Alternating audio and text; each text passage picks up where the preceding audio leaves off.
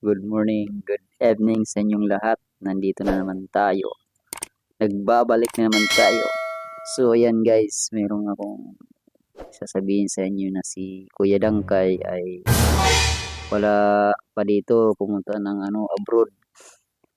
Ngayon wala din Kuya Dangkay. So ngayon, pagkasusunod na buwan babalik si Kuya Dangkay dito. Mag-uusap kami ni Kuya Dangkay. Abangan nyo guys, kung dumating ni si Kuya Dangkay. Si yung bumili pa siya sa Amerika ng sigarilyong mamahaling. Kaya yun guys, nandito lang muna ako ngayon. Nag-aabang-abang sa kanya. So ayan guys, so maraming salamat. Sana suportahan nyo.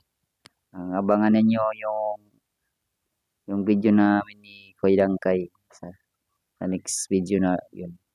So ayan, thank you. Bye bye. Sana mag-subscribe kayo sa aking YouTube channel, sa aking Facebook page, si Kuya Joe Vlog. So ayan guys, maraming salamat po sa inyo. Bye bye.